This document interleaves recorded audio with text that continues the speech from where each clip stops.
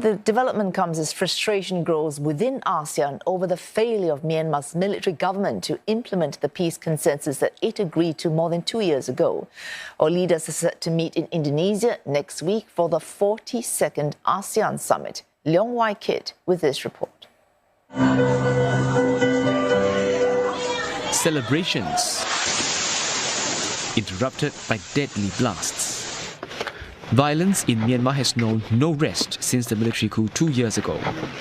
It's against this backdrop that Southeast Asia's leaders are gathering in Indonesia for next week's ASEAN Summit.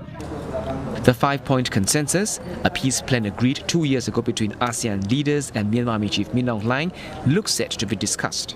Last year, leaders decided that there needs to be a timeline and concrete outcomes for the 5-point consensus after it failed to make progress.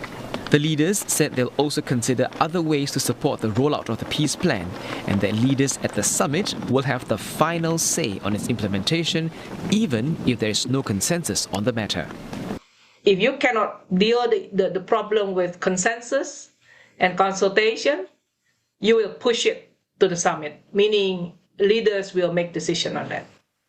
And I'm not too sure at this moment that ASEAN leaders will convene again and then issue another thing other than the 5-point consensus. As the peace plan stalled, ASEAN made an unprecedented move to bar Myanmar's army leaders from high-level gatherings such as the ASEAN Summit, a move they have sharply criticized. The Myanmar army continues to attend other ASEAN meetings, but there have been calls to widen the ban from within the bloc and also from Myanmar's shadow National Unity government. Its foreign minister told CNA that NUG plans to submit a request to ASEAN to ban Myanmar military participation at all levels.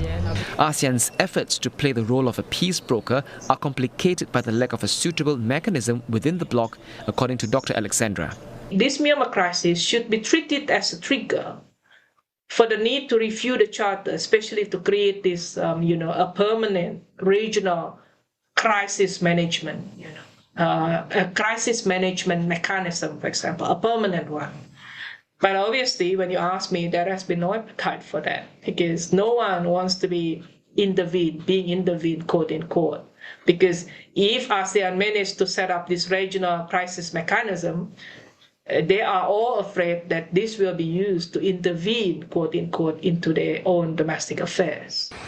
For now, the world will be watching ASEAN leaders and the next steps they'll take to resolve the crisis. Steps that many hope can change the path of the country. Leong Wai Kit, CNA.